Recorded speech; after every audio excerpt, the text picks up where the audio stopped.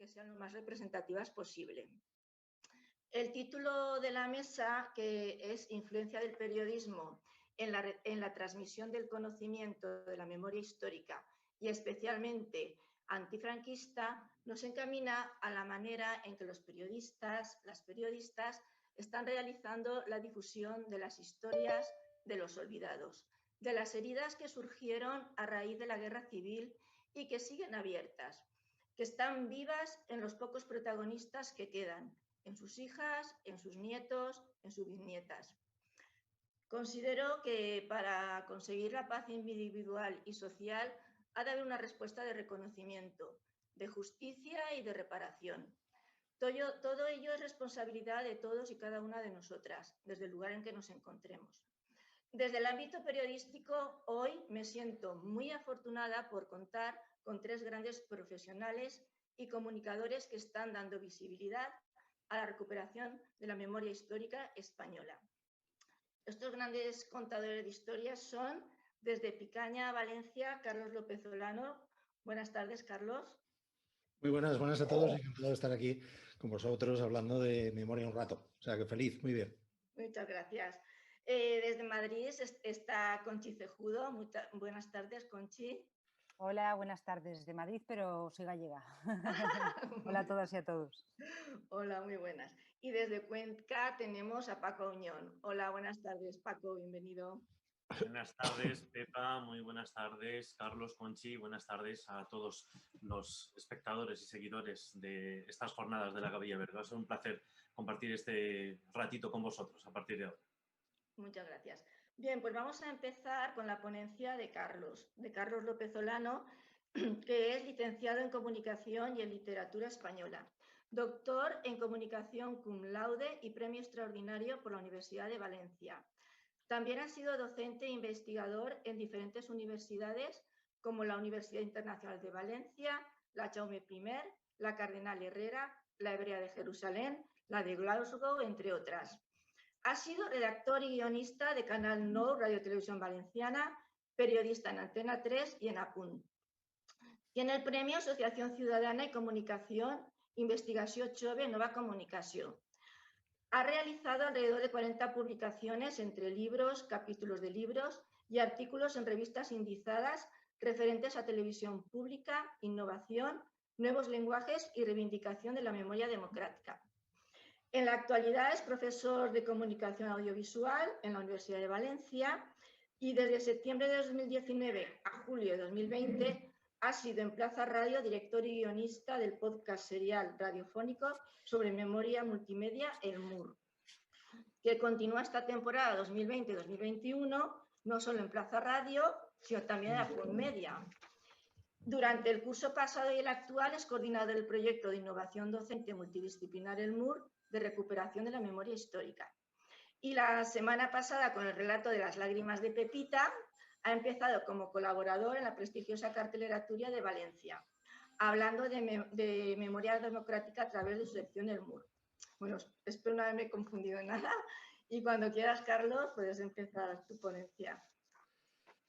Muchas gracias, Pepa, no te has equivocado nada, además lo has actualizado al máximo. Lo primero, pedir disculpas porque la verdad es que tengo la voz un poco tomada, de constipado, imagino que del inicio de las clases de estos días y no sé si la tengo un poco feucha.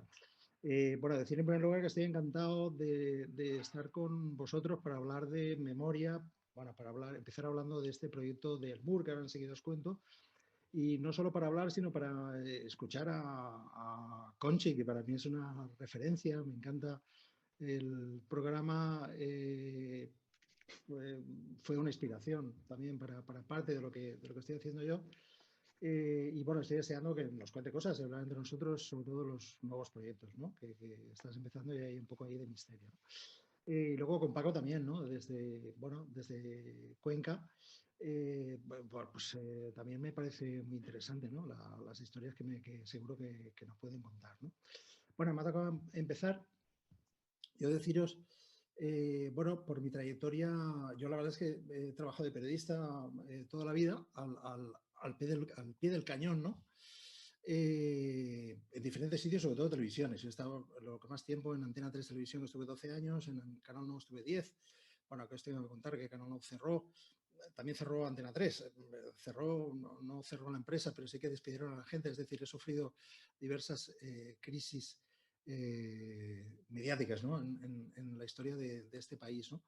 Y bueno, finalmente entré en APUM y lo que pasa es que coincidió que, bueno, pues yo tengo una vocación docente, también que ejerzo hace muchos años de dar clase, y bueno, pues pasé al otro lado. Ahora llevo un par de años que estoy ya, bueno, aunque yo sigo diciendo que soy periodista porque creo que eso es como los toreros, que es toda la vida, aunque te jubiles, pero bueno, realmente me gano la vida más como actividad principal es la docencia. La docencia en la universidad también de periodismo, de comunicación, que es lo que estoy enseñando, ¿no? Estoy full time en la universidad, pero bueno, estar full time significa que te deja tiempo para hacer otras cosas, para hacer otros proyectos.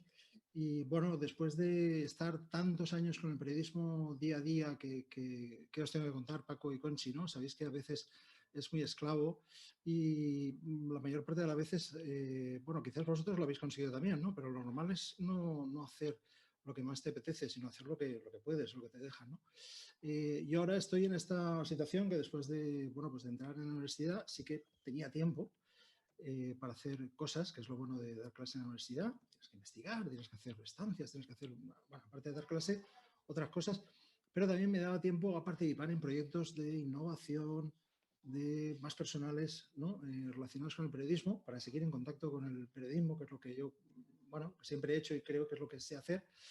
Y bueno, una de las historias de las múltiples en las que me metí es, bueno, pues un tema que yo llamé el MUR, ¿no? El MUR es un hashtag en el que he articulado pues, todas las historias diferentes que estoy haciendo para hacer difusión de memoria democrática, ¿no? Por un interés personal, familiar también. Bueno, si queréis luego lo podemos hablar, ¿no?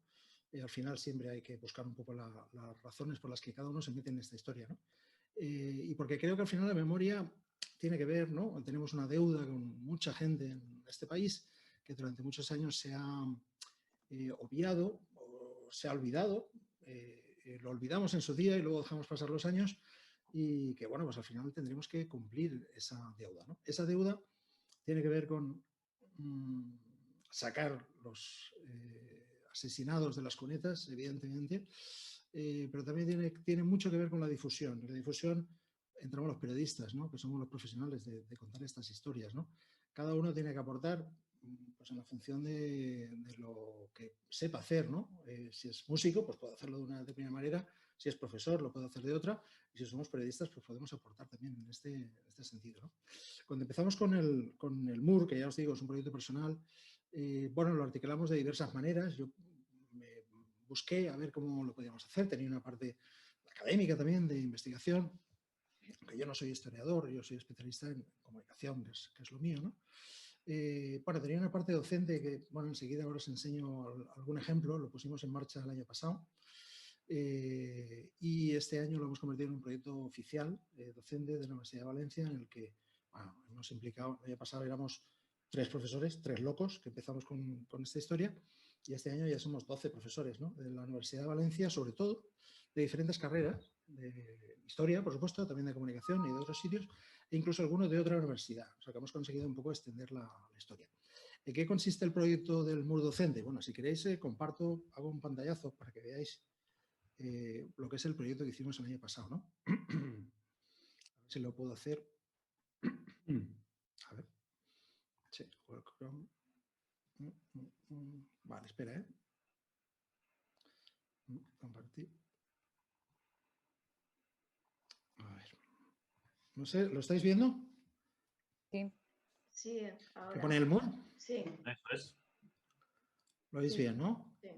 Bueno, esta es en principio la página web que creamos, muy sencilla, bueno, es como una especie de blog y lo que se trata es de aquí recopilar todos los trabajos que han hecho los alumnos, tanto míos como, bueno, el año pasado fuimos 3, este año ya os digo, será mucho más grande, pues seremos 12, y se trata al final de patrocinar, bueno, yo soy profesor de comunicación, ¿no? Doy clase a alumnos de periodismo que hacen ejercicios audiovisuales, ¿no? Entonces, bueno, cada profesor lo que tiene que hacer es adaptarse la historia del MUR a lo que sus alumnos pueden hacer relacionado con la difusión de la memoria democrática, ¿no? En mi caso, lo tenía claro porque ellos lo que hacen son ejercicios prácticos, sobre todo de vídeo, ¿no? Bueno, hay gente que hacen vídeos, gente que hacen entrevistas, hay gente que hacen hilos de Twitter con un hashtag determinado. Y bueno, se trata al final de, bueno, que practiquen, ¿no? Porque lo que tienen que aprender conmigo es la práctica periodística, ¿no? Entonces se trataba un poco de dirigirlos hacia el tema, de forma voluntaria, por supuesto, hacia el tema de memoria democrática, o sea, patrocinar que ellos se implicaran con esta historia. La respuesta fue fantástica, realmente fantástica. Ya os digo, siempre de manera voluntaria, porque somos conscientes de que despierta polémica y cada vez más, ¿no? No hay más que ver las noticias de estos últimos días, con toda esta historia de Lece Prieto y, ¿no?, con todas estas propuestas un poco extrañas que está habiendo en Madrid, para darse cuenta de que hay polémica en el tema, ¿no? Entonces, bueno, lo decimos siempre de manera voluntaria, el que quería se metía en la historia, pero la verdad es que ha habido un seguimiento masivo. Luego esos chavales hacían el trabajo y esos trabajos, que ya os digo, están articulados de diferentes maneras, lo que hacíamos era volcarlos en este repositorio, que es como si fuera un repositorio, que yo creo que lo podéis ver aquí, ¿vale? La historia. Y bueno, aquí está toda la explicación, es en valenciano, claro, lo hacemos aquí. Esto, bueno, ellos lo hacen tanto en castellano como en valenciano, ¿no? Aquí están un poco los profesores que participamos, la explicación, ¿vale? Y luego, pues dentro de estos apartados, pues tenemos, bueno, pues por ejemplo, trabajos de clase audiovisuales, ¿no? En los que ellos luego pueden visionar estos diferentes ejercicios, que hay un poco de todo. Bueno, pues no sé, lo que pasa es que no, bueno, no sé si lo vais a oír. Sí. ¿Se oye un poco? Sí.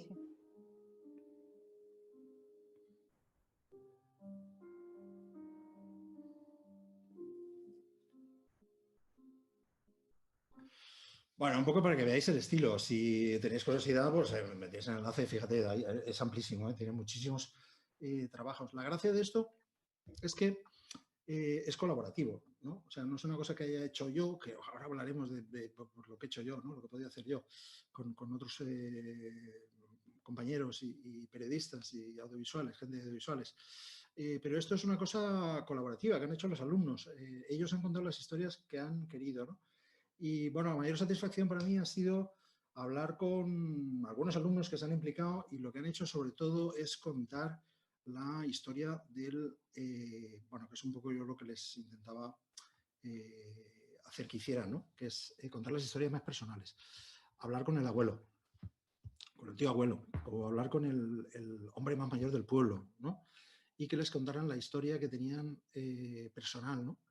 Y bueno, a mí ha habido alumnos que me han dicho, joder, Carlos, es que he hablado con mi abuelo, que no, mi abuelo, yo nunca hablo con él, ¿no? Y me ha contado historias de los bombardeos del Cabañal y de cómo fueron la aviación italiana, ¿no?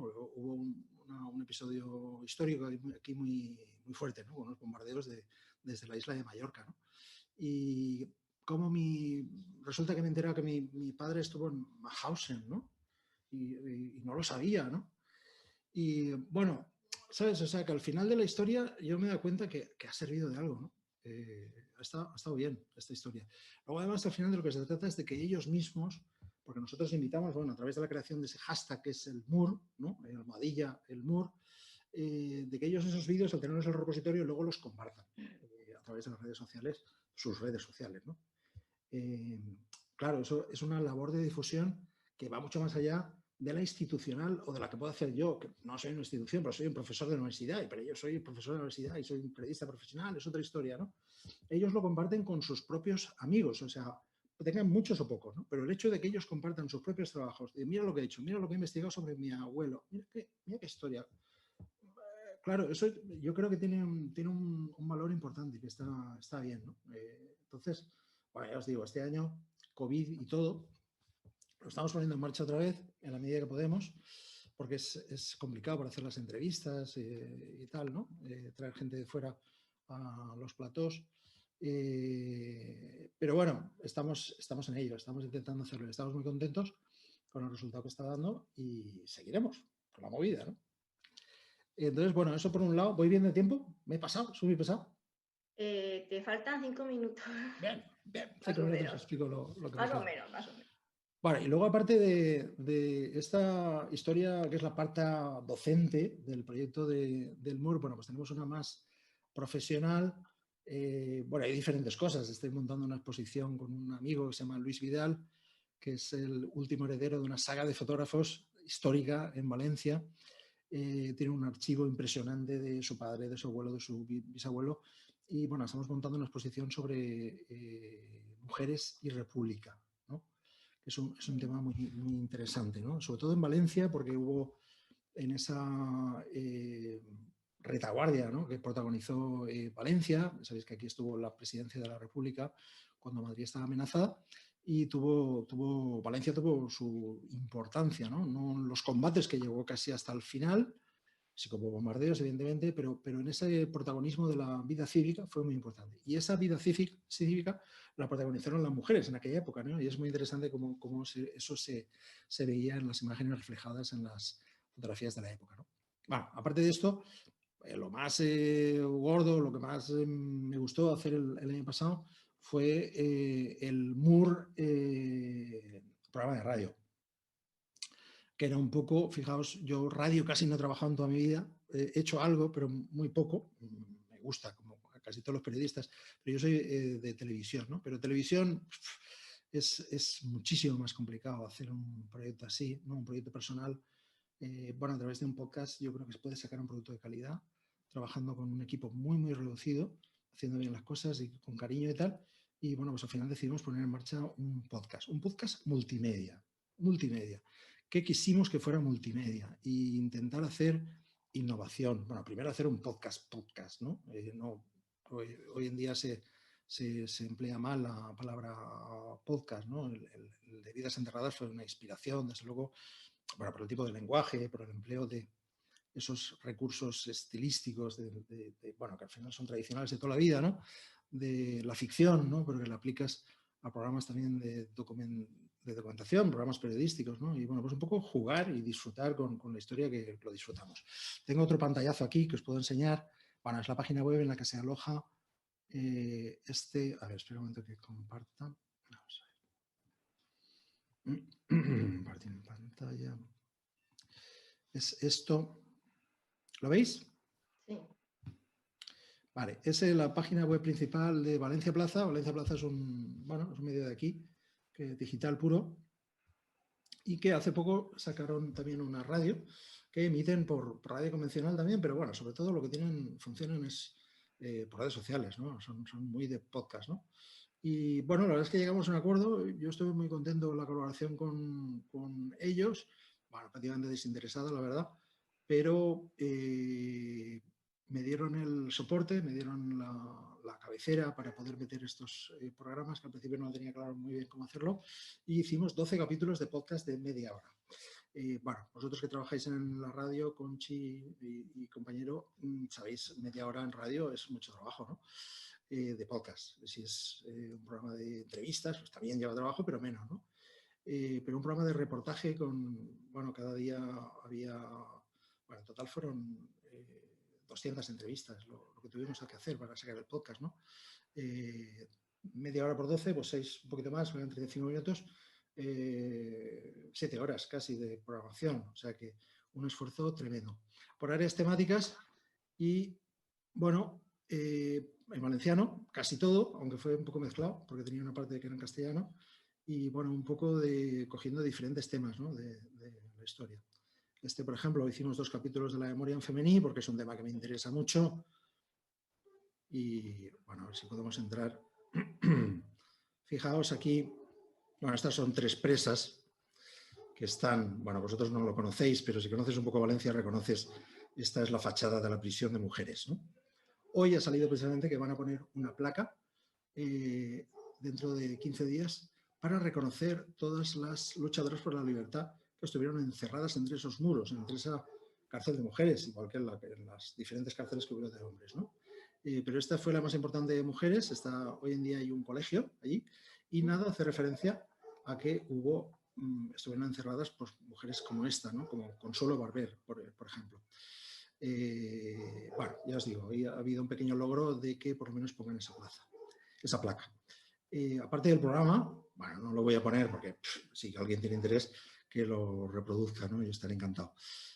Nosotros lo que hicimos en la medida que nos fue posible, porque tuvimos problemas con la página web que no nos daba mucho servicio, bueno, pues intentamos combinar, bueno, esto es el texto entresacado y limpio, y lo que hicimos fue intentar meter vídeos, meter audiovisuales, meter trozos, meter fotos, ¿vale? Hacer un poco lo que es el reportaje con documentos y, bueno, que no se quedará tan solo en un programa podcast, sino pues poder intercalar documentos como estos, ¿no? Fotografías históricas, fijados, estas del archivo de Vidal, ¿no? Que es este amigo con el que colaboró.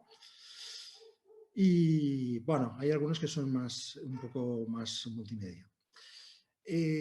Tuvo muy buena acogida, la verdad es que estuvimos encantados de hacerlo, muy buena repercusión dentro de las pocas posibilidades, claro, de ser una emisora pequeña y funcionar sobre todo a través de redes, ¿no? Pero bueno, el resultado final fue muy positivo. Este año estamos en ello ya, bueno, con un par de compañeros, estamos intentando hacer una segunda parte, que eso es lo que comentabas tú, Pepa, que seguramente, bueno, pues lo cuadraremos con APUM y con la Radio Autonómica y también con Valencia Plaza, ¿no? Pero es una cosa que aún no está cerrada, ¿eh? Estamos pendientes aún de acabar de firmarlo. Parece que la cosa va bien y de hecho estamos trabajando bien en el tema, pero aún no lo podemos decir claramente, ¿vale? Vale. Y sí que queremos que sea mucho más multimedia. De hecho, queremos introducir, espera que dejo de compartir, ya no solo hacer esto que pudimos hacer el año pasado, que era mínimo, sino introducir el uso de cámaras dron, también la tecnología de 360 grados, que da resultados muy interesantes, muy chulos y muy llamativos, sobre todo para usarlo en redes sociales, ¿no? Claro, esto son cosas extras del podcast que van mucho más allá del radio, ¿no? El podcast es la base, pero luego en esa página web lo que se hace es articular y poder ver pues, imágenes de 360 grados, porque además lo que hemos cogido como leitmotiv del MUR 2, que se llama, es els jocs de la memoria, ¿no? Els jocs de la memoria. Entonces, lo que queremos hacer es reivindicar diferentes sitios vinculados a la memoria de la Comunidad Valenciana, pues un programa de aquí, local. Y bueno, al final lo que queremos es contar las historias de la gente que vivió en esos lugares, ¿no? Porque la gente es lo importante, ¿no? Pero bueno, lo articulamos un poco a través de esos espacios, como puede ser pues, la prisión de San Miguel de los Reyes, que fue prisión durísima, o la prisión modelo de Valencia, o el cementerio de Castellón, en el que están empezando a sacar los cuerpos ahora, es la tercera excavación que hacen, o el cementerio de Paterna, por ejemplo, que es una base que tú conoces bien, Conchi, ¿no? Bueno, es el segundo lugar con más fusilados de toda España, después del cementerio del Este, un sitio emblemático que da nombre al proyecto, por cierto, el MUR es por el muro de Paterna, aunque no habla solo sobre el muro de Paterna. Y bueno, pues estamos en ello, estamos siguiendo con la historia, con las dos patas, ¿no? Y bueno, pues cada vez con más ganas, porque yo creo que además esto de la memoria está creciendo y está bien, ¿no? A mí no me gusta decir que está de moda, porque de moda es como una palabra peyorativa, ¿no? No se trata de que esté de moda, pero sí que se trata de que esté de actualidad, que eso sí que es algo que creo que es positivo, incluso aunque haya polémica, ¿no? Pero vale la pena que haya polémica y se siga hablando, ¿no? Y se mantenga hablando el tiempo necesario para poder cerrar las heridas, ¿no? Para cicatrizar, antes tienen que cerrar las heridas están abiertas aún. Muy bien. Nada, yo creo que me he pasado, ¿no? Sí, un poquito, pero no pasa nada. Pues es muy interesante, Carlos. Conchi o Paco, ¿queréis añadir algo o comentarle algo? Yo quería simplemente, Carlos, si puedes destacar de todas esas historias que habéis recogido en el MUR, lo que nos acabas de contar en este proyecto, alguna que especialmente te haya marcado, que creas que ha sido más significativa, por poner un toque, ¿no?, más concreto de todo lo que habéis recogido y podemos ver ahí en el MUR. Historias, claro, historias personales. Sí, ¿qué os voy a contar, no? Es que las historias son muy importantes y además estamos en tiempo de descuento. Estamos en tiempo de descuento porque los testimonios directos se nos están acabando. Se nos están acabando. Yo hay temas que traté para el MUR, para el primer podcast, en que no pude tener testimonios directos. No pude tener. Directamente, por ejemplo, en los presos de Mauthausen. Sabéis que ya no quedan. Ya no sé si queda uno por Murcia o por Alicante, pero no, está muy mayor y no pude entrevistarlo. Aquí había un personaje que más vivió, está muy mayor, se llama Paco Aura, no sé si os suena, él era de Xàtiva, no, de Alcoy, perdona, de Alcoy. Y bueno, fue un personaje emblemático que hizo muchísimas declaraciones, contó de maravilla su testimonio de lo que pasó en Mauthausen y bueno, era un testimonio fantástico, ¿no? Yo intenté entrevistarlo hace un par de años, antes de cuando aún estaba trabajando, bueno, estaba en Apun en aquella época, y intenté hacerle una entrevista y ya no fue posible. Ya no fue posible porque estaba muy deteriorado. Aún vivía, aún aguantó un año, murió el año pasado. Pero tenía Alzheimer. Este hombre ya era muy mayor y ya no era posible tener ese testimonio, ¿no? Yo lo que hice para esos casos fue pedir la colaboración, que no me corté, de amigos conocidos que los habían entrevistado. Por ejemplo, bueno, del caso de Mauthausen, fue Pau, el documentalista, el que ahora lleva la Turia precisamente, que le hizo un documental que se llama Más allá de la Alambrada, que los entrevistó a todos. Fue a Francia y estuvo recorriendo hace 10, 15 años, cuando aún vivían casi todos, y recogió todos esos testimonios. Y yo los recogí, le pedí permiso evidentemente a Pau, me lo dio sin problema, porque encantaba además de que eso tuviera difusión, y los utilicé en el vídeo. En el caso de los maquis, ¿no? Bueno, estamos en una asociación de reivindicación de la Villa Verde, ¿no?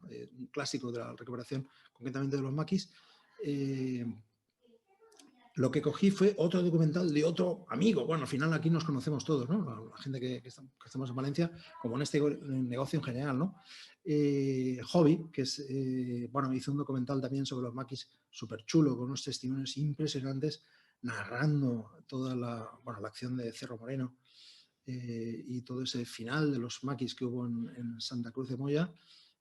Porque él es por un interés personal, porque él es no recuerdo exactamente, pero es de un pueblo muy cerquita, también de Cuenca, ¿no? Ahí al lado, en la serranía, y estaba rodeado de maquis y a él le contaban historias, cuando era pequeño le contaban las historias de los maquis, ¿no? Y yo cogí esos testimonios, le pedí permiso, lo entrevisté y recogí esos testimonios. Personales, aún quedan. Bueno, sobre todo los hijos de fusilados. Yo te digo, bueno, las lágrimas de Pepita, que recordaba a la Pepa, que fue el primer artículo que hice para la Turia, que empecé hace 2 semanas nada más, y recordé esas lágrimas de Pepita, ¿no? Pepita Pepita es una mujer de Pepica, en valenciano, es una mujer de, yo creo que tiene 89, 90 años, hiperlúcida, que mataron a su padre, paterna, y bueno, ella se convirtió en la primera mujer que consiguió rescatar los restos de su padre y llevarlos al cementerio local y estar enterrados. Están con su sobrino, que además es Vicent García de Vis, es un periodista, amigo y compañero de viejas batallas. Y bueno, yo durante muchos años conocí a Vicent, pero no sabía que era sobrino de esta mujer, ¿no? De Pepica. Y bueno, pues rascando un día, digo, coño, pues Vicent, si es tu tía, llévame a ver a tu tía, ¿no? Y fui a entrevistarla y bueno, el testimonio es impresionante. Esta mujer sigue perfectamente lúcida y explica la historia. Y hablando con ella, te das cuenta de hasta qué punto que tenemos una deuda con esta gente que aún vive, ¿no? Y están ahí luchando para que se haga justicia, ¿no? Porque no es lo mismo la justicia. Bueno, un nieto puede tener sentimientos hacia su familiar, y aunque no tenga familiares, ¿no? Hay una injusticia y hay que solucionarlo, ¿no? Pero estas historias personales le dan un plus de calidad, de justificar que hagamos todos los esfuerzos para que realmente esa gente tenga una reparación, ¿no? El caso de Pepica es fantástico. Yo me alegré mucho de conocerla. Pues vamos a pasar ya a Conchi, ¿vale? que es licenciada en Periodismo por la Universidad Carlos III de Madrid y diplomada en Educación Social.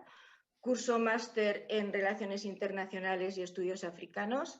Ha recibido en la categoría de radio por Vidas Enterradas el Premio Internacional de Periodismo Rey de España en su 36 edición, convocado por la Agencia EFE y la Agencia Española de Cooperación Internacional para el Desarrollo. Premio otorgado por un jurado formado por profesionales de Iberoamérica y el Reino Unido, que destacó la enorme sensibilización del programa de radio, así como el fiel reflejo de la España rural, la realización sonora y el valor artístico histórico de los testigos. Desde 2009 trabaja como periodista en la cadena SER, donde ha realizado coberturas especiales en Francia, Bélgica, Brasil, India, Cuba o Colombia. Sus trabajos en España se distinguen por su enfoque social. En la actualidad ejerce su profesión de periodista, es creadora del serial radiofónico Vidas Enterradas en la cadena SER, que durante 3 temporadas y con un enfoque de derechos humanos ha rescatado la vida y muerte de personas asesinadas durante la Guerra Civil y el franquismo. Es una observadora incansable, activista feminista y defensora de la justicia social. Todo un referente para mujeres comprometidas, entre las que me incluyo, y que vamos a ver lo que nos cuentas, Conchi. Muchas gracias, Carlos. Muchas gracias por la presentación, Pepa. Bueno, gracias a todas las personas que estáis compartiendo con nosotros esta charla, porque seguro que entre todas conseguimos que Internet nos parezca un lugar un poco menos frío con encuentros como este, en tiempos en los que nos toca utilizarlos mucho. Y bueno, muchas gracias también a la Gavilla Verde por invitarme a participar en estas jornadas y sobre todo por mantener viva la memoria de este país. Bueno, habéis convocado a mucha gente que sabe mucho de memoria, así que yo me siento aquí muy pequeñita, pero voy a intentar contaros algunas cosas de lo poco que sé. Yo soy una periodista que durante los últimos 3 años, pues sobre todo ha intentado acercarse un poquito, ¿no?, a los lugares dolorosos de la memoria de este país. Y esos lugares dolorosos pues incluyen sentimientos complicados, ¿no?, que incluyen a veces la vergüenza, a veces el sentimiento de injusticia, por supuesto la pérdida, a veces el sentimiento de abandono y de no reconocimiento, también de muchas mentiras, y yo creo que lo más doloroso es la sensación de un silencio obligado. Y en definitiva un dolor pues, que dejó un golpe de Estado primero, después una guerra y después una larguísima dictadura, ¿no? Y al acercarme a esos sentimientos de quienes yo llamo los guardianes anónimos de nuestra historia, que son valiosísimos, pero como decía Carlos, son ya muy, muy, muy escasos esos relatos, pues solo intentaba hacer lo más honestamente posible mi trabajo, porque para eso existe este oficio del periodismo, y a veces no está de más recordarlo, que no es más que contar historias, ¿no? Nosotros nos dedicamos a contarle a la gente lo que le pasa a la gente, y si no me han informado mal de esto va esta mesa. Así que, bueno, yo creo que deberíamos hablar un poco de lo que hemos hecho o de lo que no hemos hecho los periodistas a favor de la memoria de este país, ¿no?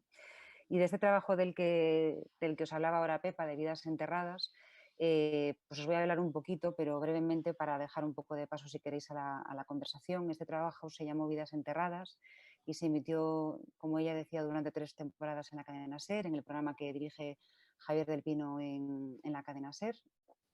Se llama Vivir, que son 2 días, y bueno, tejimos un poco entre él, Gervasio Sánchez y yo.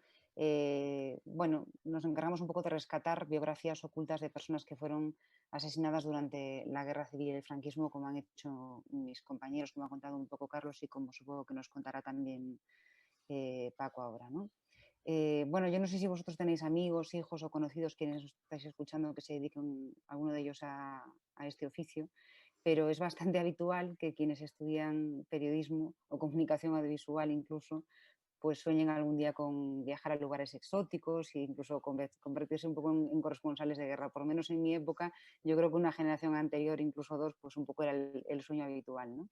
Yo nunca tuve esa intención, pero sí que es verdad que me atraía mucho viajar a contextos diferentes y, bueno, pues recuerdo que mi primer viaje fue a Nicaragua cuando tenía 17 años, porque junté un poco de dinerito haciendo trabajos aquí y allá, pero nunca imaginé que lo que descubrí allí, que de alguna manera pues fui descubriendo después en otros viajes como a Brasil, a Camboya, India, Angola, en fin, a otros lugares, pues me ayudaría a entender más tarde lo que vi en mi propio país, ¿no? Y algo que yo creo que Gervasio Sánchez resume muy bien en una frase, y es que las guerras nunca terminan cuando lo dice Wikipedia, ¿no? Porque si no, la guerra civil en España habría terminado en el año 39 y la dictadura habría terminado cuando empezó la aclamadísima transición, y yo creo que todos los que estamos seguramente convocados hoy aquí, pues no pensamos eso, ¿no?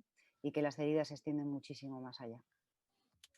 Pero bueno, de eso y de los viajes que hice fuera, pues fui aprendiendo un poco de lo que realmente era importante, y quería compartir con vosotros una historia de por qué yo me acerco a vidas enterradas y por qué me doy cuenta de que hablar de lo que pasaba en mi país era importante.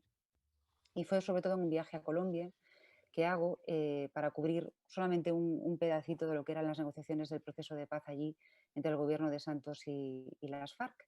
Y allí se cruza en mi camino una mujer que se llama Rosa y os quiero compartir esta historia porque de alguna manera me hace despertar y pensar que no solamente era importante lo que estaba sucediendo fuera, sino también lo que estaba sucediendo en España y seguía sucediendo a pesar de que Wikipedia dijera que aquí ya no pasaba nada, ¿no?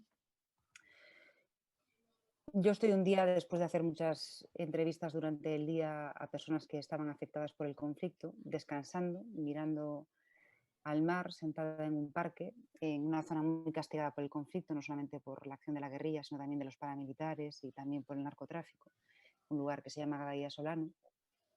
Y empiezo a hablar con una mujer que está allí sentada en otro banco cerquita, y me empieza a hablar de una profesión maravillosa la que ella tiene, ¿no? Me dice que ella está trabajando para que los niños puedan soñar e imaginarse cómo es la paz a través de los libros, ¿no? Rosa es bibliotecaria.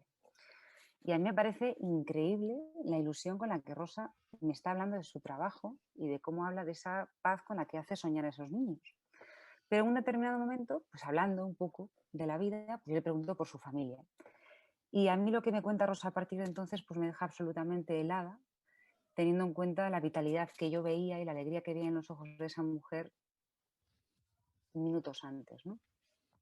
Ella me cuenta que no había nacido en ese lugar, que ella había nacido en un pueblo bastante distante, a unos 50 kilómetros de Bahía Solano, y que había sido la guerra la que la había obligado a desplazarse a ese lugar. Un día habían llegado a su pueblo los paramilitares. Antes había sido controlado por las FARC, pero ahora le tocaba a los paramilitares tener el control de ese territorio. Y nada más llegar, los paramilitares se presentan en su casa y preguntan que dónde está su marido y su único hijo, ¿no? Esos paramilitares les acusan a ella, pero sobre todo a su marido y a su hijo, de haber colaborado anteriormente con las FARC. Y salen el marido y su hijo y sin mediar más palabra le pegan un disparo a su marido y a su único hijo, delante de sus ojos. Pero no solamente hacen eso, después de asesinarles, van a utilizar una motosierra para descuartizar sus cuerpos y decirle a Rosa que recoja los restos de su marido y de su hijo y que se vaya del pueblo. La expulsan de su propio pueblo, en el que ella había nacido y había formado una familia. Ella decide recoger los restos de su hijo y de su marido, los mete en 2 saquitos y recorre a pie durante varios días, arrastrando esos sacos los 50 kilómetros que la separan de Bahía Solano, donde les entierra e intenta dar un nuevo sentido a su vida, hablándole a los niños de ese lugar, de la paz, a través de los libros, ahora como bibliotecaria del pueblo. Cuando yo regresé a España de este viaje de Colombia, yo no conté la historia de Rosa. Primero porque me había dejado muy conmovida esta historia y después porque aquella había sido una conversación íntima. No había una grabadora en medio y las dos estábamos tranquilas teniendo una conversación frente al mar, ¿no?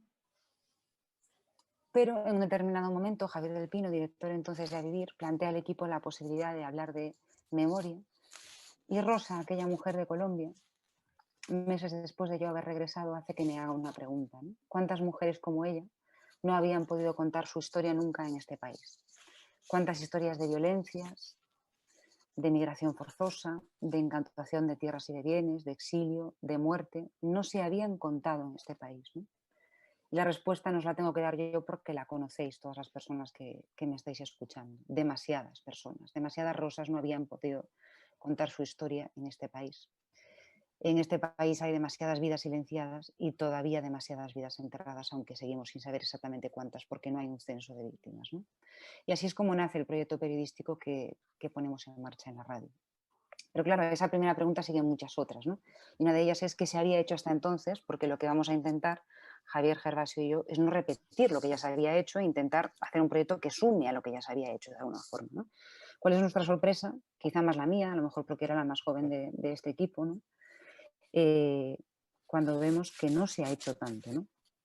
Y la realidad es que no solamente se había hecho una cobertura esporádica en los medios de comunicación, casi siempre local y de forma un poco general, poco profunda, ¿no?, sobre las historias humanas, que escondían no solo 40 años de dictadura y de silencio, sino además 40 años de democracia a los que se había seguido, en los que se había seguido imponiendo el silencio, sino que además esta cobertura casi siempre respondía un poco a las decisiones individuales de un periodista o al director de un programa, como en este caso, y no necesariamente editoriales, es decir, no eran los directores de un medio de comunicación o las directoras, escasas siempre, de medios de comunicación casi inexistentes, quienes habían decidido hablar de memoria democrática, ¿no? Y esto un poco nos hace pensar en el pacto de silencio político acordado durante la transición, que no solamente había sido un pacto de silencio político, sino que también había sido un pacto de silencio que se había extendido a los medios de comunicación. Y no solamente a los privados, que son empresas privadas, sino también a los públicos, lo cual es especialmente grave teniendo en cuenta que deben cubrir y dar un servicio público, ¿no? Y deberían haber, por supuesto, recogido esos testimonios, ¿no? Así que no solamente los políticos condenaron al silencio a las víctimas del fascismo en España, sino que también lo hicieron los medios de comunicación, ¿no?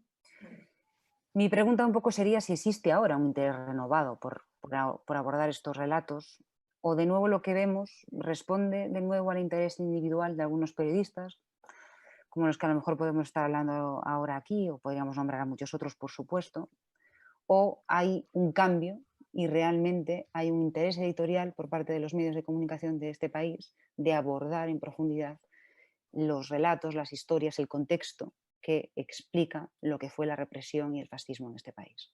Yo creo que podemos discutirlo un poco más tarde, pero me temo que vamos a coincidir bastante en la respuesta, ¿no? Y por contaros así un poco de forma breve, para no alargarme demasiado, lo que nosotros hemos estado haciendo durante estos 3 años en Vidas Enterradas. Lo que nosotros hemos hecho fundamentalmente ha sido, primero, coser memorias, ¿no? Algo que yo creo que el movimiento memorialista y la sociedad civil organizada, que ha estado haciendo el trabajo que no ha hecho el Estado y no ha hecho la Administración, que además, ojo, yo no creo que deba desaparecer una por otra, yo creo que deben ser siempre complementarios, ha sido fundamentalmente coser memorias. Coser memorias implica unir las historias orales, que aunque escasas todavía existen y son importantísimas para contar lo que nos ha pasado como país, a las memorias documentales, que aunque siga habiendo muchísimos archivos cerrados en este país, existen y es posible consultarlos y ayuda a entender no solamente el contexto de por qué y cómo sucedieron las cosas, sino también ayuda a construir esas biografías de esas personas, de esas vidas enterradas, esas personas que fueron ejecutadas extraoficialmente y que no tuvieron derecho a un juicio justo, sino también una tercera pata para coser esas memorias era importante, las memorias científicas, las memorias de esas personas que van y excavan la tierra y nos cuentan qué ven cuando leen los huesos, porque aquello que quienes ejecutaron y quienes asesinaron intentaron tapar y que no se supiera nunca, gracias a los científicos, gracias a los antropólogos forenses, a los arqueólogos, podemos saber lo que sucedió en gran medida en aquellos momentos. Pero no solo, yo no me quiero olvidar de todos aquellos historiadores, no necesariamente solamente historiadores, sino también investigadores, en la inmensa mayoría de los casos investigadores locales, que intentaron hacer lo que nadie estaba haciendo y preguntaron a todas esas personas mayores que se han ido para que contaran, señalizaran dónde estaban las fosas y recogieron los relatos orales de las personas que ya no están, pero que dejaron su testimonio sobre lo que había sucedido, ¿no? Y también es curioso porque, claro, yo tengo 35 años, ¿no? Yo pertenezco a una generación joven, ya no tanto, pero aún joven, ¿no? Que de alguna manera se plantea que no quiere juzgar lo que no se hizo, que además intenta reconocer lo que sí se hizo, como acabo de mencionaros el ejemplo de los historiadores e investigadores locales, ¿no? Pero que no deja de preguntarse cómo es posible, ¿no? Que en más de 40 años de democracia sigamos sin tener un censo de víctimas, como acabo de decir, sigan sin abrirse y poder consultarse ciertos archivos? ¿Cómo es posible que sigamos sin tener un banco de ADN a nivel nacional y que se sigan haciendo exhumaciones aquí y allá por un mal planteamiento de una ley de memoria histórica que ha dejado en manos de las familias las exhumaciones y que esto hace que no se puedan cruzar los ADN? Si los ADN, hablabas antes, por ejemplo, tú, Carlos, de cómo se traslada el gobierno de la Segunda República a Valencia. ¿Cómo es posible que si mi abuelo fue asesinado en el cementerio de Paterna y mi abuelo era gallego, yo no pueda hacer una consulta de ADN y cruzarlo porque se está exhumando allí y no exista una posibilidad de que yo esté cruzando esta información? O sea, es absolutamente un absurdo, ¿no? Pero no solamente eso, sino que yo pertenezco a una generación que no ha estudiado esta parte de la historia de nuestro país en los libros de historia en el instituto. Pero es que no solamente es que no lo haya hecho yo, es que los chavales siguen sin hacerlo en los institutos. Es decir, sigue habiendo una serie de lagunas que son absolutamente incomprensibles teniendo en cuenta que llevamos más de 40 años de democracia en este país, ¿no? Y un poco también por contaros un poco lo que yo me he ido encontrando en este recorrido. La primera historia que nosotros contamos es la historia del abuelo de Mari Carmen, un jornalero asesinado, originario de la Lantejuela, un pueblecito de Sevilla, que es asesinado a unos pocos kilómetros de distancia de su casa. Nada que os extrañe a quienes conocéis lo que sucede en esos años en España.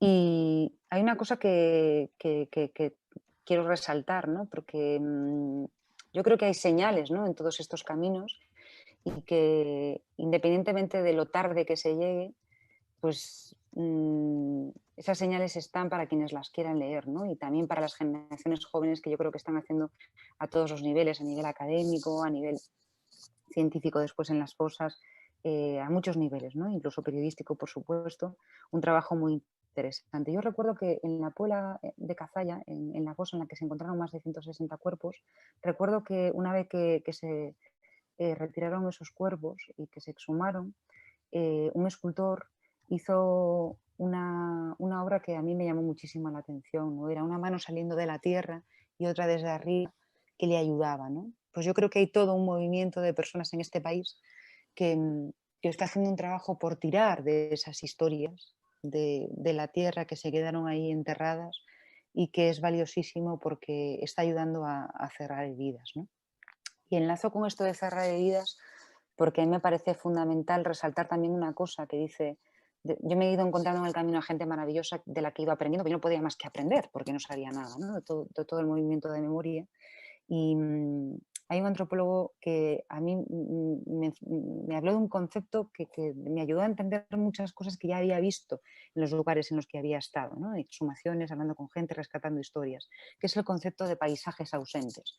Cuando una persona era asesinada en un pueblo, no solamente sufría esa persona, sus compañeros, sus allegados, su familia, es que sufría el pueblo entero, porque ese pueblo quedaba estigmatizado, fuese su pueblo en el que había sido asesinado o otro pueblo, ¿no?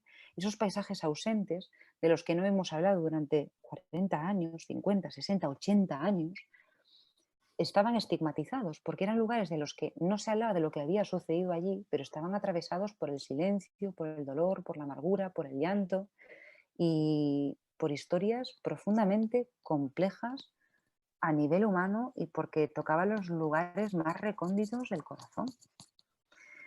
Y esos paisajes ausentes yo he podido observar, y esto es experimentación básica, vamos, es empirismo puro, ¿no?, que cuando se abre una fosa, esos paisajes ausentes empiezan a hacerse presentes y empiezan a no abrirse heridas, sino a cerrarse. Y no solamente para las familias de las personas que tienen allí a sus familiares enterrados y pueden hacer y cerrar un duelo, sino a veces también, incluso para las personas que no encuentran allí, pero acompañan el proceso de otras personas que sí han encontrado.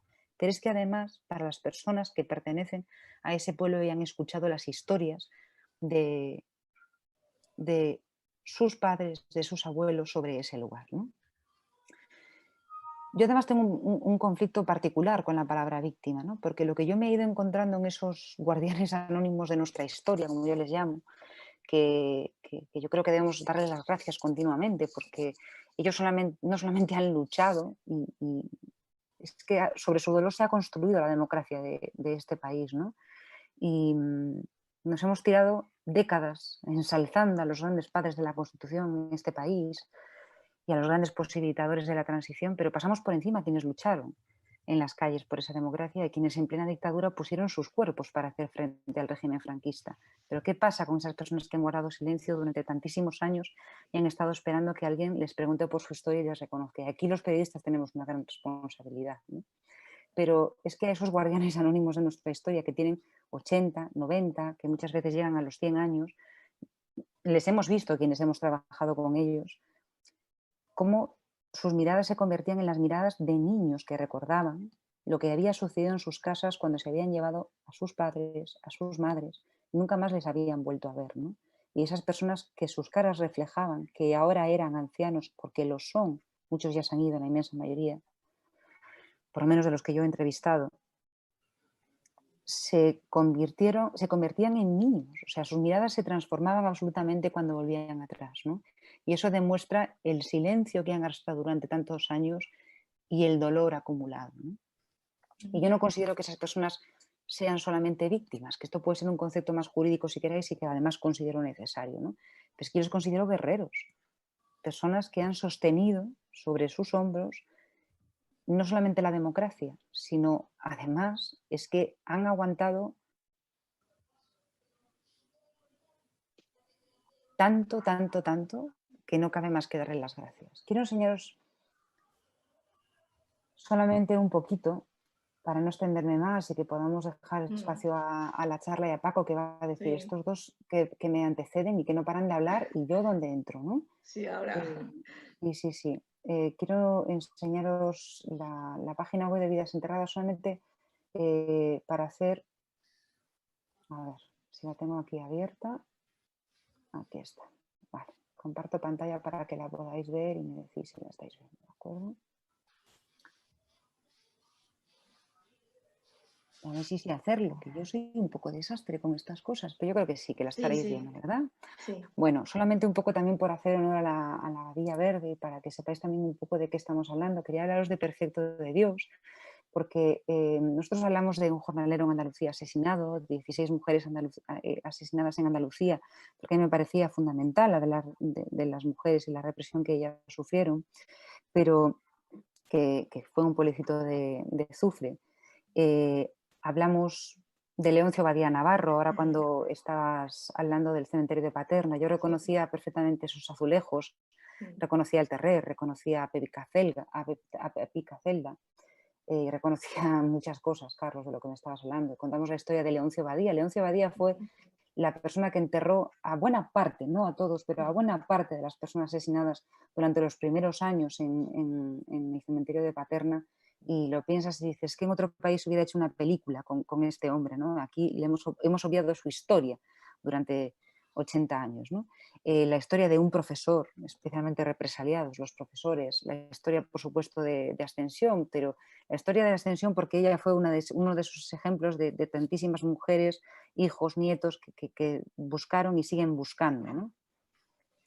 La historia de Pomer, un pueblecito de Aragón en el que fueron asesinadas 12 personas de una misma familia, ¿no? Para que entendamos también qué consistía la represión. Pero quiero terminar hablando de Camilo de Dios, que quienes no lo conocéis, yo no solamente podía hablar de Camilo, ¿no? Camilo de Dios era la persona que estaba rescatando la historia de Perfecto de Dios. En estas 3 fotografías que estáis viendo, la fotografía que aparece un poco, que parece casi dibujada, él es Perfecto, el hermano de Camilo, ese señor mayor que aparece ahí en el medio de la fotografía, que aparece con un bastón. Bueno, en un enfrentamiento con la Guardia Civil en Ávila, aunque ellos eran de origen gallego, Perfecto de Dios es asesinado por la Guardia Civil, como tantos otros guerrilleros, como tantos otros maquis. Pero lo importante de esta historia no solamente era contar eso y la búsqueda de Camilo buscando a su hermano. Lo importante era Carmen. Carmen era una persona que, no aguantando más el sufrimiento al que le estaban obligando los franquistas en su pueblo, decide llevarse a sus 2 hijos al monte y convertirse en guerrillera junto con sus 2 hijos prácticamente adolescentes, porque ya no aguanta más lo que está viviendo después de que su marido fallezca, ¿no? Entonces, quiero señalar el nombre de Carmen porque en estas historias, cuando tú empiezas a profundizar en ellas, te das cuenta de que están las subalternas, ¿no? Y las subalternas son casi siempre las mujeres. Y en la guerrilla, como la mayoría de las personas que estarán escuchando saben mucho de guerrilla, hay una cosa que decía siempre Camilo, que falleció el año pasado, y que yo le agradecía siempre a Camilo porque le consideraba un hombre sabio y fue un privilegio conocerle a él y a tantas otras personas que me han permitido construir vidas enterradas, ¿no? Y él siempre decía, es que las mujeres en el llano, las guerrilleras del llano, eran nuestros ojos, nuestro alimento y las personas que nos permitían sobrevivir a nosotros en el monte. Y esto me parece un homenaje muy importante a todas esas mujeres que aguantaron y que sostuvieron a la guerrilla, y no solamente eso, sino que sufrieron tanto o más porque deliberadamente para los franquistas ellas se debían quedar y sostener y sufrir, aunque no fuesen asesinadas, que también lo fueron. Nada, lo voy a dejar aquí para que demos pie a la charla y no te hago sufrir, Pepa, con los tiempos, ¿vale? No, tranquila.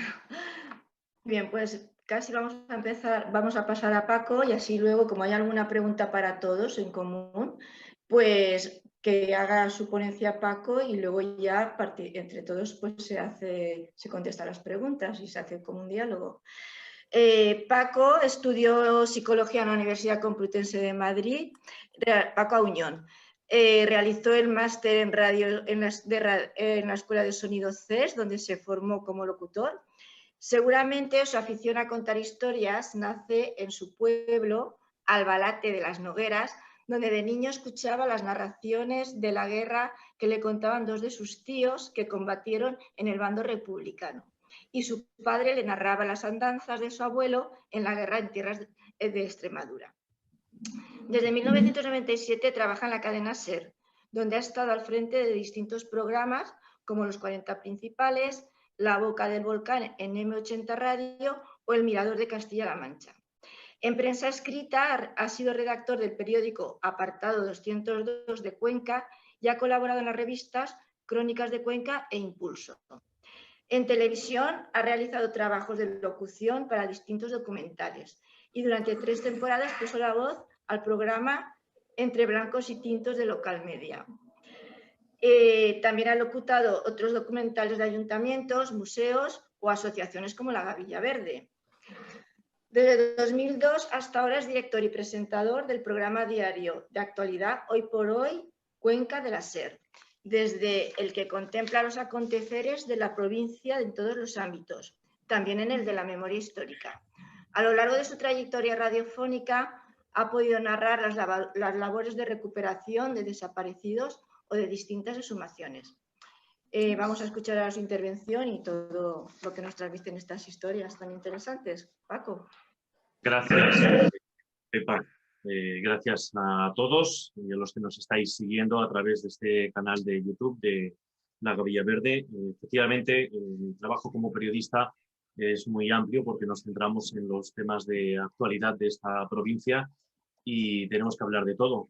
Aún así, también hablamos de memoria histórica, de recuperación de historias, algunas como las que ha contado Conchi, que nosotros aquí en la provincia de Cuenca también hemos tenido la oportunidad de compartir con nuestros oyentes. De hecho, voy a contaros 2 o 3 de ellas, de las que hemos recuperado a lo largo de estos 20 años en los próximos minutos.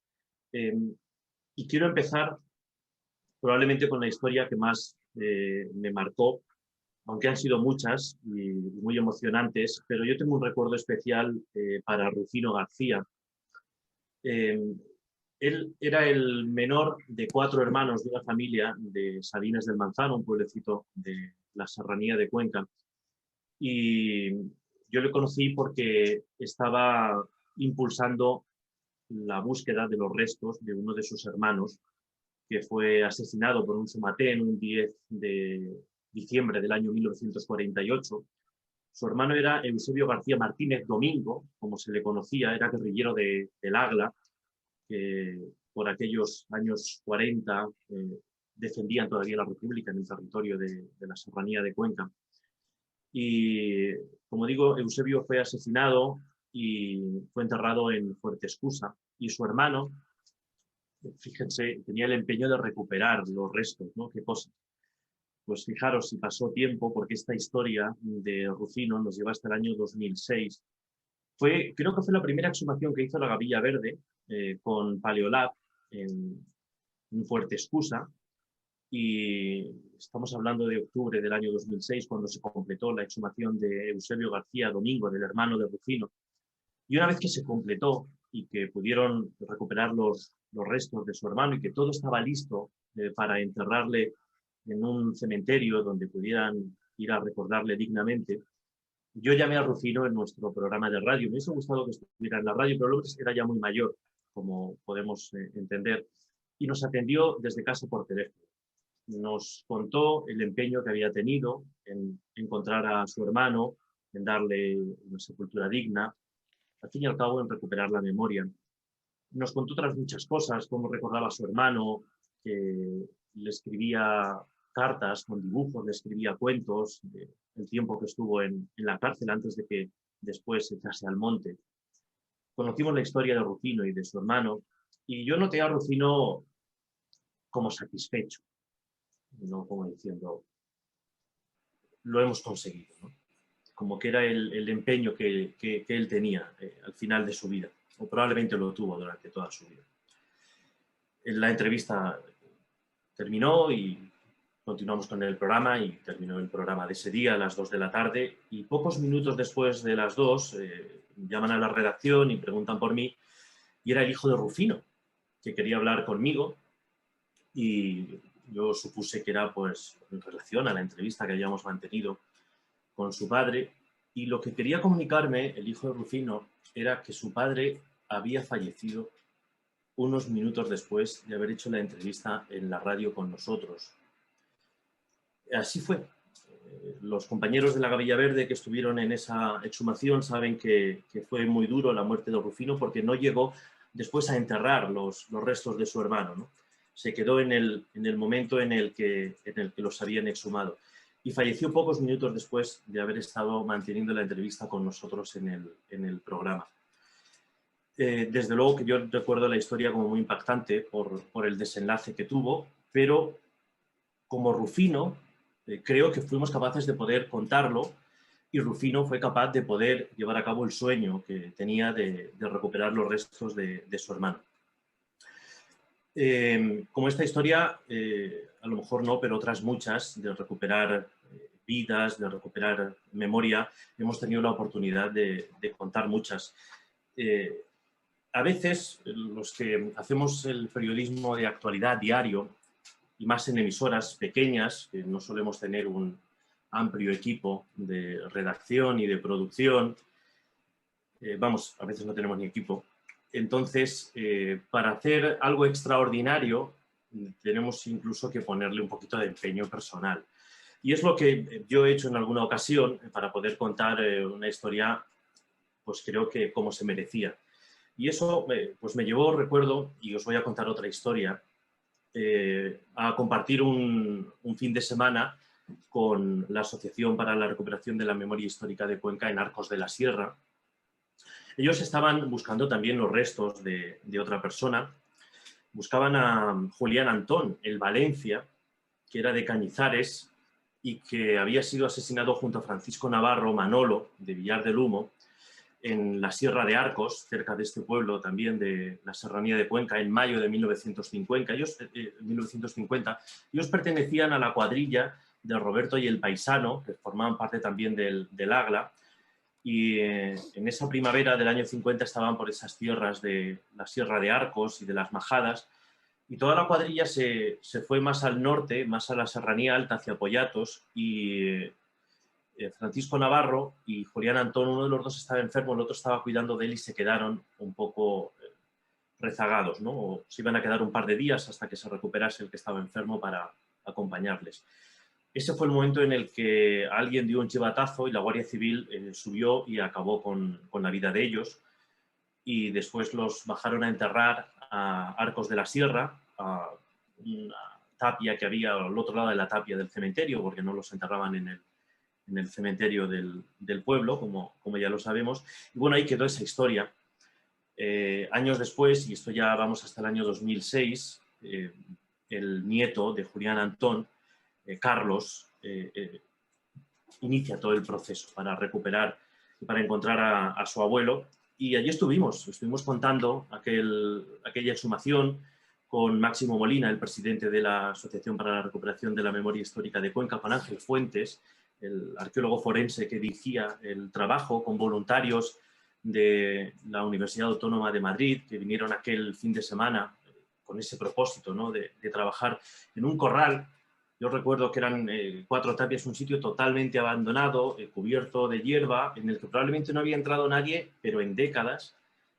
Y allí es donde sabían que estaban enterrados estos 2 guerrilleros, y durante todo el día se les estuvo buscando. Se acercaba la gente del pueblo: ¿qué hace esta gente aquí? ¿Qué están haciendo en ese corral? Y había gente que todavía se acordaba de que allí habían enterrado a los guerrilleros. Incluso fue fundamental el testimonio de uno de los vecinos del pueblo, que ya a media tarde del sábado, cuando se había intentado ya buscar los restos en algunas de las partes de ese corral y no se encontraban, el hombre llegó, se asomó y dijo: están allí. Y dijo: están allí, en aquella esquina. Porque el hombre tenía 17 años en aquel año 50 y se acordaba dónde los habían enterrado. Y efectivamente estaban allí. Donde dijo el hombre, se hizo la excavación y enseguida se encontraron los restos de los guerrilleros que estaban buscando. He recuperado del archivo unos sonidos de aquella historia de la exhumación del Valencia en Arcos de la Sierra, de aquel fin de semana, y quiero compartirlos con vosotros, ¿vale? En primer lugar porque se había muerto. En la guerra no sabía exactamente si en una batalla o... Y se entera uno de que el abuelo pues pertenecía al AGLA, la resistencia guerrillera Levante Aragón. El día de antes la cuadrilla se había marchado, se habían quedado estos 2. Pues alguien que daría cuenta, que nunca se ha sabido, si los mataron tal como esta mañana. Al día siguiente fue cuando los bajaron. Cementerio civil que está alejado del cementerio del pueblo, pues entonces hablamos con el ayuntamiento y del ayuntamiento una gratísima sorpresa, ojalá hubiera más gente como ellos, pues lo aprobaron en pleno. Por el momento estamos sacando tierra muy movida, de tumbas muy antiguas, claro, esto fue el cementerio de muchos años. Ahí donde está el chaval, ahí está. Hay mucho trabajo que hacer y no hay mucho tiempo que perder. Entonces, siempre y cuando las familias estén interesadas, nosotros, como has visto, pues intentaremos poner todos los medios para que puedan llevarse a sus familias a sus casas de una vez por todas.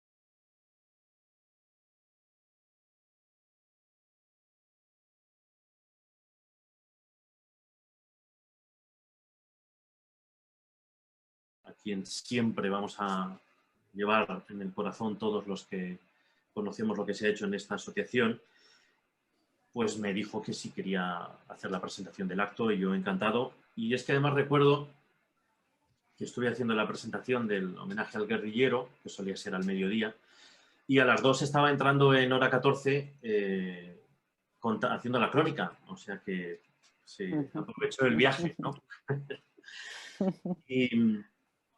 y bueno, yo también he querido, bueno, fueron muchos, han sido varios años los que he estado en Santa Cruz de Moya y he querido rescatar algunos testimonios también de lo que eran aquellos días y sobre todo tan emocionante siempre cuando escuchábamos a los antiguos guerrilleros, a los familiares con sus testimonios, la gente que venía de Cataluña, la gente que venía de Francia.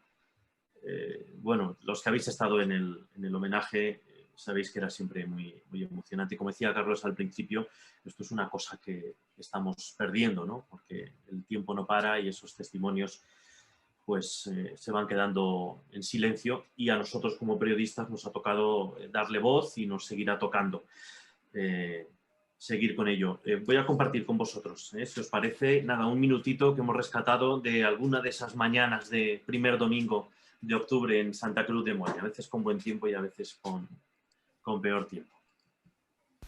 Hay una asociación cultural en un pueblo muy pequeño de España que se llama Santa Cruz de Moya. Hay un monumento a la guerrilla, construido por los propios ciudadanos de Santa Cruz de Moya, por la propia asociaciones y guerrilleros convocantes del 18º acto de homenaje a la guerrilla antifranquista quieren hacer constar su reconocimiento a aquella lucha y a todos los españoles que la sostuvieron. Estos son anónimos, son los que aquí no hay nombre en este monumento, no hay nombres. Publicaron leyes y cosas en las que nos trataban y nos juzgaban como bandoleros.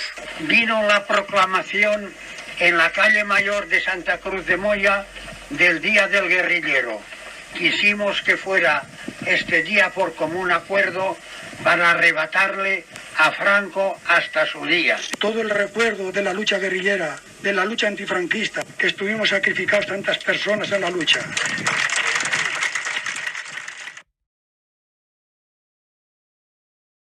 Ya podemos seguir. Voy a contaros una última historia para terminar. La gran exhumación que se ha hecho en la provincia de Cuenca fue en el cementerio de la Tahona de Uclés. Uclés es un pueblecito de la Mancha Alta, conocido sobre todo por el monasterio, conocido también como el Escorial de la Mancha. Pues a los pies de ese monasterio, que fue hospital durante la guerra y cárcel en los primeros años del franquismo, yo recuerdo que mi padre hablaba de gente de mi pueblo y se comentaba así. Dice, pues sí, este estuvo estudiando en Uclés. Esa frase de estuvo estudiando en Uclés significaba que había estado en la cárcel después de la guerra. Durante muchos años fue cárcel el monasterio de Uclés. Y a los pies de ese monasterio había un cementerio al que llegaban los cuerpos de los fallecidos rodando por la pendiente, por la ladera, y después eran enterrados pues como caían, ¿no? Y en 2004 la Asociación para la Recuperación de la Memoria Histórica de Cuenca estaba inmersa en la exhumación de esa gran fosa, ¿no? Más de 500 personas enterradas allí, de cualquier manera. Y estuve una tarde con ellos, bueno, más de una tarde, estuvimos un día entero viendo cómo trabajaban. Había muchos voluntarios, era verano, había estudiantes de medicina, había estudiantes de arqueología que estaban haciendo sus prácticas, cavando en esa tierra apretada del cementerio de la Tahona de Uclés y después analizando, limpiando los restos, los huesos, clasificando, haciendo el mapa de todo lo que iba apareciendo en ese gran trabajo de la exhumación de la fosa de Uclés, del cementerio de la Tahona. Yo quiero rescatar de esta historia, bueno, aparte de Andrés Iniesta López, que tuve la ocasión de hablar con él. Andrés Iniesta López era ya se murió, el más joven de los presos de Uclés, que tuvo la ocasión luego de escribir un libro contando toda la historia de lo que él vivió durante varios años en aquella cárcel. Aparte de acordarme de él, quiero traer también la historia de Julián y de Damas Arquero, de Horcajo de Santiago, un pueblo también de La Mancha, no muy lejos de Uclés, Ellos buscaban a su padre. Estaban allí, se acercaban muchos días de los trabajos de la exhumación. El día que estuve yo estaban también a ver cómo iban los trabajos, porque ella sabía que su padre estaba enterrado allí. Y ahí me impactó mucho su historia. Ellos eran niños cuando la guerra y cuando terminó la guerra y cuando se llevaron a su padre y cuando le cortaron el pelo a su madre y la llevaban por la calle a rastra y la escupían, y cuando se reían de ellos y cuando ellos crecieron y tuvieron que ganarse la vida, porque luego su madre murió muy joven también, cuando ellos eran muy niños. Su padre lo mataron también estando en Uclés y ellos tuvieron que salir adelante. Y recuerdo que Dámasa contaba cuando era pues poco más que una niña y la contrataron para coger garbanzos en su pueblo, una señora que le tenía que pagar después de estar 4 días trabajando, y terminé con las manos echando sangre, decía Dámasa, y fui a pedirle que me pagara y lo único que hizo fue llamarme roja y me quería pegar y al final le pegué yo a ella, decía Dámasa. O como su hermano Julián contaba que venía de ver a su novia por la noche, llegaba a su casa y le estaban esperando a lo mejor la Guardia Civil para darle una paliza, porque era rojo. Y al fin y al cabo, la historia de Julián y Dámasa a los pies de aquella tapia del cementerio de la Tahona de Uclés no tenía más que un propósito, que es como nosotros titulamos el reportaje que hicimos para la radio, y era una flor en la tumba de mi padre. Es lo que decía Dámasa, que ella lo único que quería es que cuando llegara el día de los santos tuviera un sitio donde llevarle las flores a su padre y no tirarlos por encima de la tapia de un corral, que es lo que había hecho toda su vida. Vamos a terminar escuchando el testimonio de Julián y de Dámasa, ¿vale? Voy al cementerio a llevar un ramo de flores de mi padre, tuve que echar por la tapia, porque no puedo pasar adentro. Pero que les mataban, fusilaban a la gente en la explanada de arriba. Una vez fusilados los dejaban rodar rodadera abajo para arrastrarlos a las fosas y evitarse el trabajo de acarrearlos. Entonces esa gente bajaría destrozada y sin orden y sin concierto. Iba al campo una oveja y no creo que te cogían como la gente la puede ir al campo y a ver, ven aquí. Y te daba 4 castañazos. A mi madre y a una santa bendita se la llevaron, le cortaron el pelo, le quitaron la cabeza, la pusieron a barrer y se reían de ella, se angustiaban de ella. Un guardia así y el otro así, y yo en la puerta de la calle de los Cabos. Se quitaron ahí los cintos y me dieron hasta que se cansaron de ayudarme. Yo lo que quiero es que mi padre lo hagan como personas, que lo saquen, le hagan una fuerza y que podamos ir a verlo. A llevar una flor o una vela. Como todo el mundo se merece.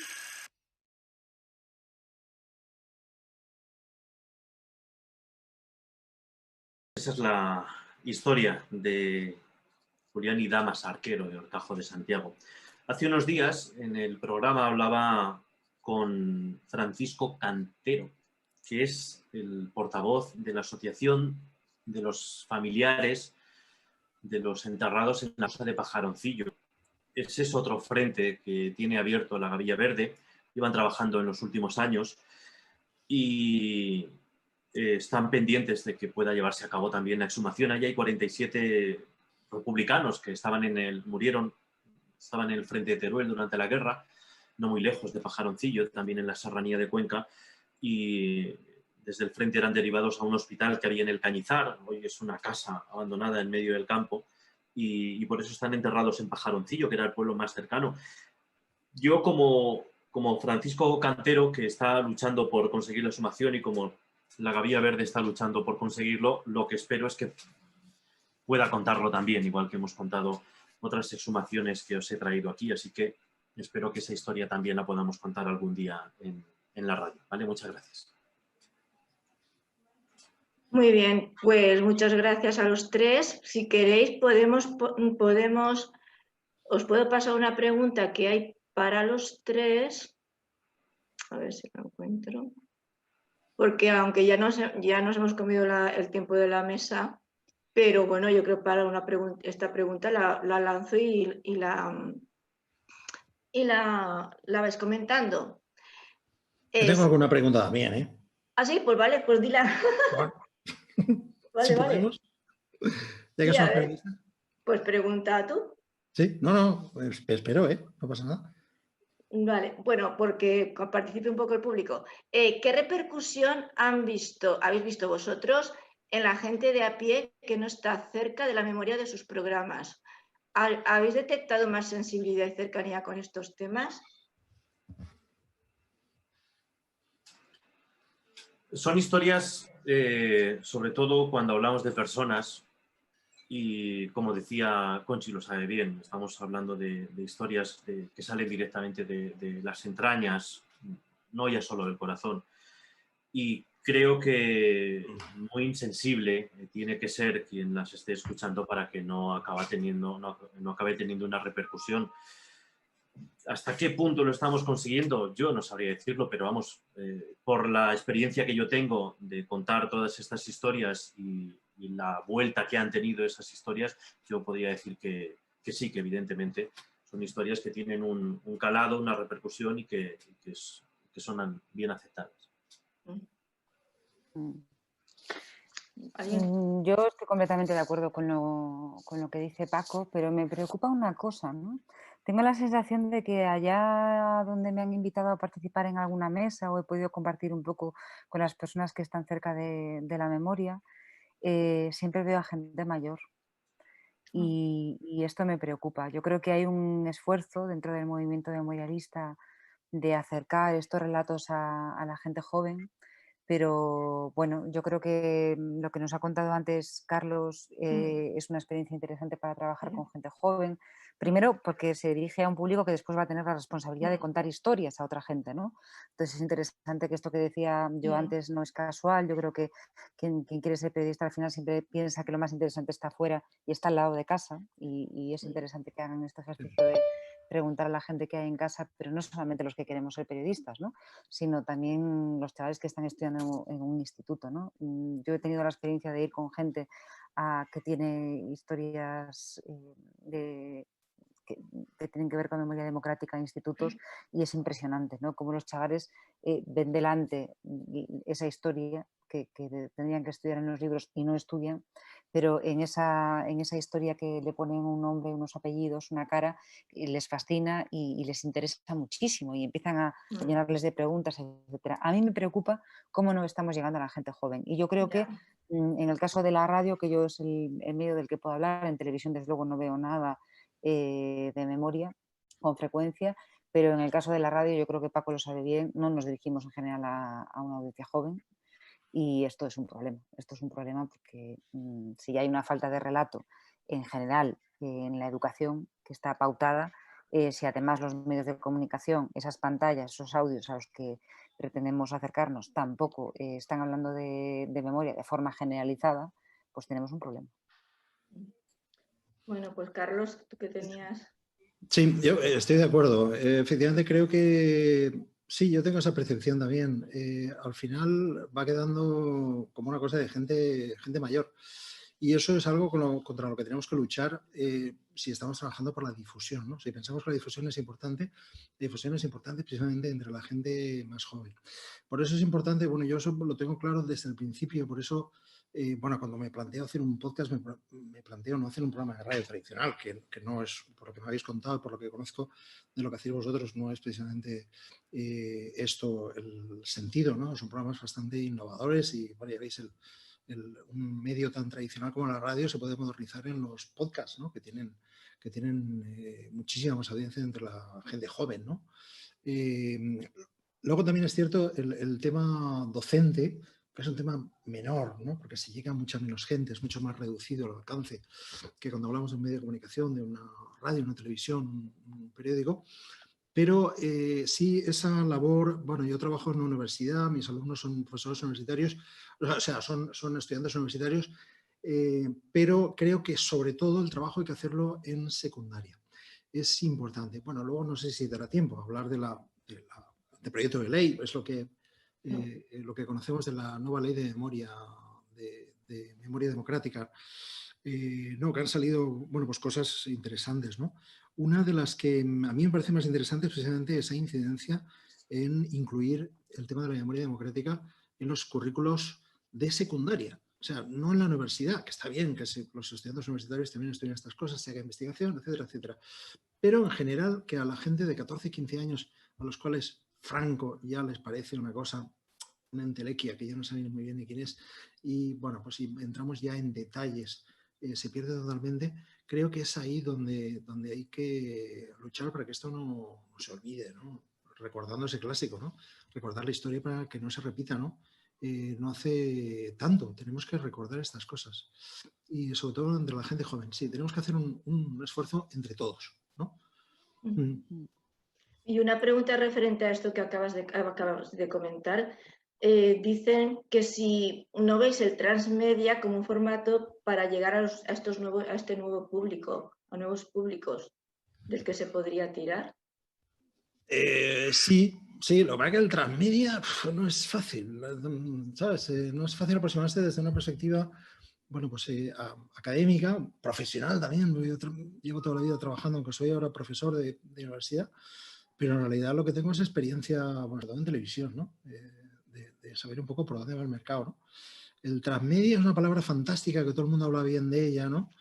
Es el futuro, todo el mundo que incide en esto, pero ¿cómo articulamos ese futuro, ¿no? Ahí está la dificultad. Yo estoy en ello, estoy intentando hacer proyectos que sean innovadores y que puedan tener futuro sin saber realmente si lo estamos acertando o no, ¿no? Porque si tuviéramos la varita mágica para acertar, lo que es evidente es que los medios están en crisis, ¿no? Los medios tradicionales, incluyendo los que aún son rentables, como la televisión, ¿no? Pero, claro, ¿qué lo va a sustituir en el futuro? Si se sustituye, ¿no? Que se produce esa traslación del lenguaje, ¿no? No es fácil. Yo ya te digo, estoy experimentando, estamos haciendo cosas. Bueno, el otro día estuvimos grabando en la línea XYZ, dentro de los Jocs de la Memoria, es una infraestructura prácticamente olvidada que llegaba hasta Santa Cruz de Moya, que vosotros conocéis bien, desde la costa de Nules, y bueno, sirvió para salvar Valencia durante muchísimo tiempo, para intentar que la guerra civil se alargara hasta que empezara la guerra mundial. La idea era buena, ¿no?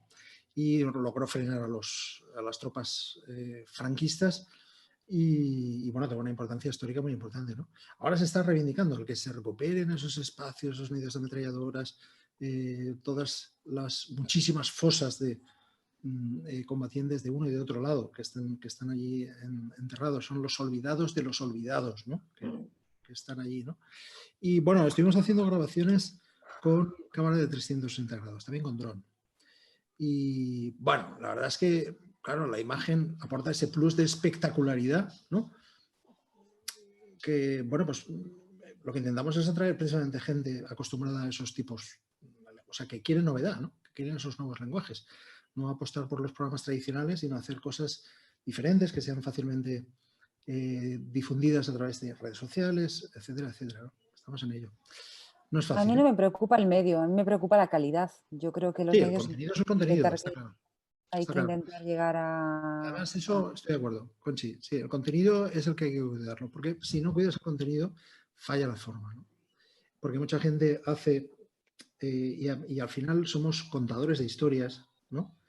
Pero tienes que adaptarte al medio, ¿no? Porque no es lo mismo los medios tradicionales, no es lo mismo la radio que la televisión. Tienes que adaptarte, hay que aprender, ¿no? Pero yo sí que estoy de acuerdo en eso. Al final tiene que haber una persona que cuente una historia. Tiene que conocer las herramientas, pero tiene que haber una buena historia detrás, porque si no, te quedas solo en la forma y puede ser una imagen súper chula en 360 grados, pero que no aporte nada, ¿no? Que no esté contando una historia. Esa es la dificultad y ese es nuestro reto como periodistas también, creo.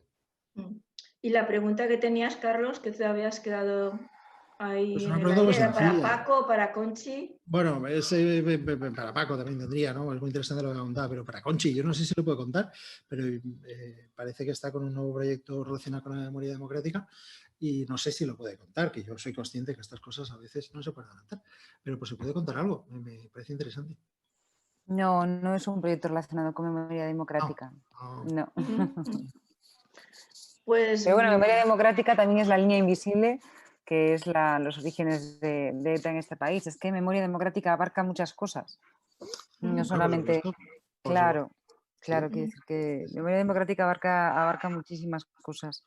Pero bueno, recuperando un poco lo anterior, que sí que me gustaría decirlo, que yo creo que nos perdemos muchas veces hablando de nuevos lenguajes y un poco si vamos a hacer una serie, una película, serie de 5 episodios y además un libro y además un podcast. Y entonces tenemos el superproyecto Transmedia.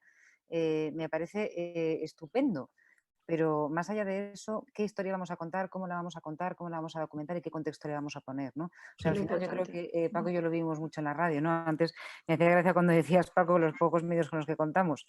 Esto es así y pasa a nivel nacional y a nivel local. Al final el proyecto es una persona y es cómo se lo busca y cómo se lo come y cómo saca de su tiempo personal cuando le implica una historia para contar lo que quiere contar. Y no es más que eso, y es sacar horas de sueño y de tu vida privada para poder contar una historia porque realmente te estás implicando, ¿no?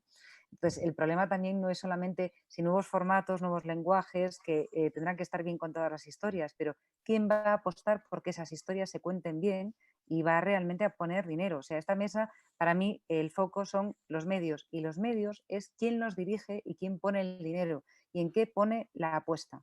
Entonces, o se apuesta por la memoria y por contar bien las cosas o tenemos un problema, porque tenemos una ley de memoria en revisión, pero que tiene que incluir también una parte de divulgación de cómo se cuentan las cosas.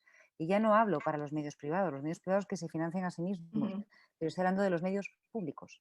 Sí. Por ahí va también una pregunta, que vosotros sois de medios privados, ¿pasa algo con los medios públicos? ¿Que hay algún tipo de, no sé qué, cómo lo ponía, de censura, bueno, sí, de una especie de censura o de algo? Bueno, los medios privados también son públicos, ¿no? Ya. Tienen una obligación de servicio público, evidentemente. Yo siempre lo defiendo, aunque, bueno, yo he trabajado en medios privados y públicos. Era ¿qué papel están jugando los medios públicos, ¿no? ¿Hay algún tipo de veto institucional? Es lo que nos preguntaba. Sí, algo así. No sé. Bueno, yo te digo, en concreto, mi experiencia, el nuevo programa, en principio, se emitiría a través de una radio pública. Punto. O sea, que no, yo no tengo queja, ¿no? Pero bueno, hay una responsabilidad pública también de los medios privados, ¿no? No sé, ¿había un veto? Yo no lo sé. Bueno, pues si tenéis algo así... Me gustan las manos negras, la verdad, las teorías conspiratorias. No sé hasta qué punto. Es llamativo, sí. Es llamativo. Pues si no tenéis nada que añadir, nos despedimos o queréis alguna cosita más a añadir a la mesa.